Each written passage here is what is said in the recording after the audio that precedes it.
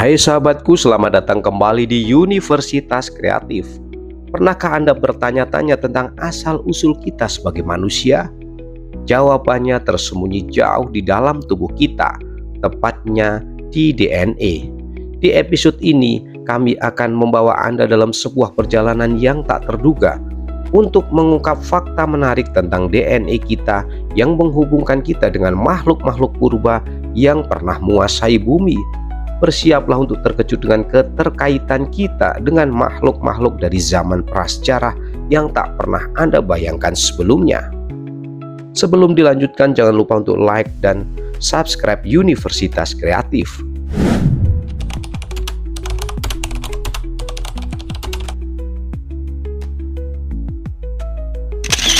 Fakta pertama yang mencengangkan adalah bahwa DNA manusia berbagi kode genetik dengan hampir semua makhluk hidup di bumi, bahkan dengan organisme yang tampaknya tidak mungkin terkait dengan kita. Misalnya, lebih dari 60% DNA manusia memiliki kesamaan dengan pisang. Ini menunjukkan bahwa kita semua, termasuk tumbuhan, berbagi nenek moyang evolusioner yang sama di masa lalu. Ahli genetika Dr. Rachel Carson menjelaskan bahwa fakta ini bukan berarti kita setengah pisang, tetapi menunjukkan kesamaan dasar dalam cara semua makhluk hidup menyimpan dan memproses informasi genetik. Hal ini adalah bukti kuat tentang bagaimana kehidupan di bumi berevolusi dari nenek moyang yang sama, sebuah pohon kehidupan yang terhubung melalui miliaran tahun sejarah.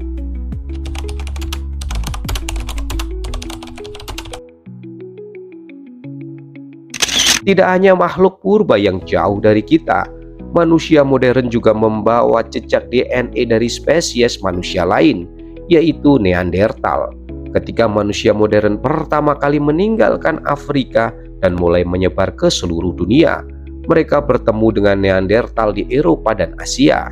Hasilnya, perkawinan silang terjadi dan sekarang sebagian besar orang non-Afrika memiliki antara 1 hingga 4% DNA Neanderthal dalam genom mereka. Penemuan ini membuka pintu bagi studi tentang bagaimana DNA Neanderthal mempengaruhi kita hari ini. Menurut studi terbaru, gen-gen yang diwarisi dari Neanderthal bisa berperan dalam kemampuan kita melawan penyakit, tetapi juga terkait dengan beberapa kondisi kesehatan tertentu, seperti kecenderungan mengalami depresi atau diabetes tipe 2.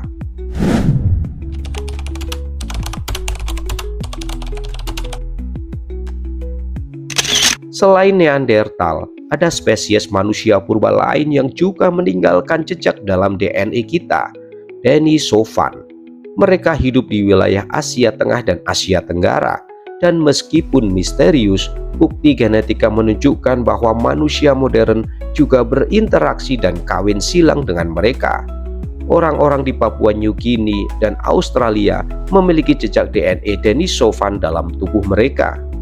Denisovan adalah teka-teki besar dalam dunia antropologi. Fosil yang ditemukan sangat sedikit, namun melalui DNA kita bisa membangun gambaran tentang spesies ini. Yang menarik adalah bahwa beberapa gen Denisovan ternyata membantu manusia modern beradaptasi dengan kehidupan di dataran tinggi. Misalnya pada penduduk Tibet yang memiliki gen Denisovan untuk mengatasi kadar oksigen rendah di pegunungan tinggi.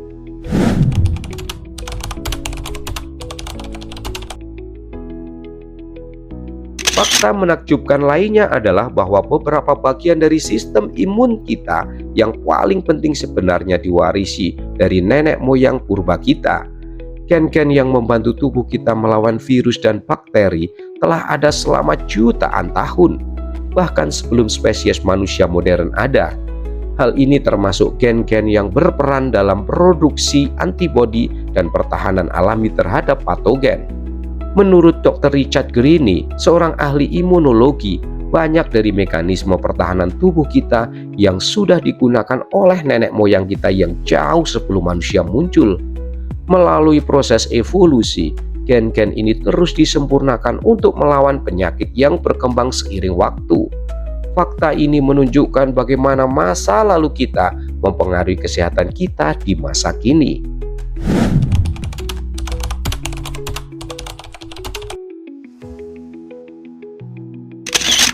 Kejutan lainnya adalah DNA manusia juga memiliki kesamaan dengan beberapa makhluk laut purba. Hewan-hewan seperti spons laut dan ubur-ubur yang telah ada selama ratusan juta tahun memiliki gen yang mirip dengan manusia.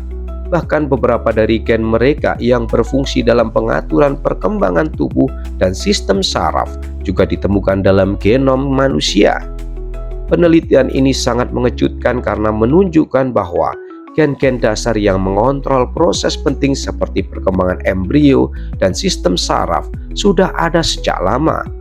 Menurut Dr. Emma Richard, seorang ahli biologi kelautan, ini adalah salah satu bukti kuat bahwa kehidupan di bumi berawal dari lautan dan bagaimana evolusi bekerja untuk mengembangkan bentuk kehidupan yang lebih kompleks.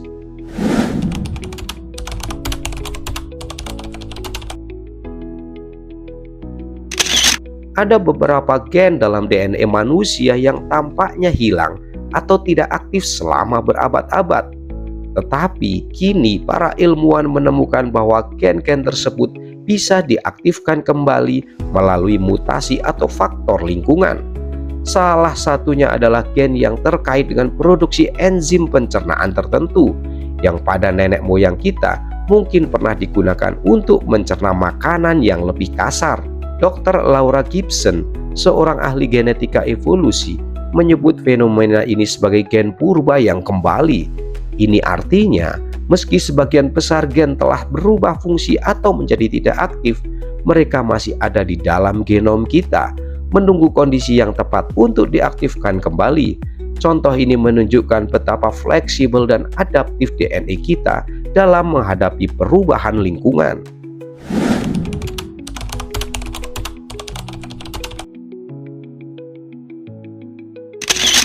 Fakta menarik berikutnya adalah bahwa banyak fitur fisik kita hari ini seperti warna kulit dan warna rambut sebenarnya merupakan hasil dari interaksi kompleks antara gen modern dan purba. Studi genetika menunjukkan bahwa variasi dalam warna kulit dan rambut manusia modern dapat ditelusuri kembali ke perpaduan DNA dari manusia purba seperti Neanderthal dan Denisovan. Misalnya, variasi genetik yang memungkinkan orang di Eropa untuk memiliki kulit yang lebih terang kemungkinan besar diwarisi dari Neanderthal yang telah beradaptasi dengan kondisi cahaya matahari yang rendah di Eropa Utara.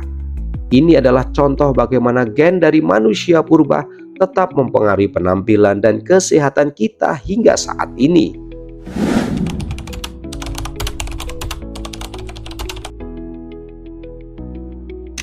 Penemuan yang paling menarik di abad ke-21 adalah ketika para ilmuwan berhasil mengekstraksi DNA dari fosil-fosil makhluk purba seperti mamut berbulu dan manusia purba. Dengan teknik ini kita dapat memahami bagaimana makhluk tersebut hidup, berkembang, dan bahkan bagaimana mereka mati. Tidak hanya itu, ada spekulasi bahwa suatu hari kita mungkin bisa menghidupkan kembali beberapa spesies purba menggunakan teknologi DNA.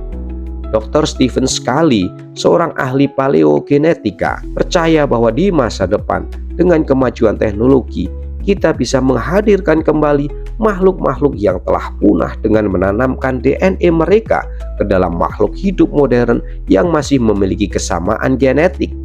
Namun, ini juga menimbulkan dilema etika yang perlu dipikirkan dengan hati-hati. Sahabat Universitas Kreatif, itulah beberapa fakta menarik tentang bagaimana DNA kita menghubungkan kita dengan makhluk purba. Dari Neanderthal hingga makhluk laut purba, DNA kita menyimpan sejarah panjang yang masih bisa kita pelajari hari ini. Jangan lupa untuk like, subscribe, dan beritahu kami di komentar fakta mana yang paling mengejutkan Anda. Sampai jumpa di episode berikutnya hanya di Universitas Kreatif, tempat Anda belajar sambil berpetualang dalam ilmu pengetahuan. Sampai jumpa, see you next time.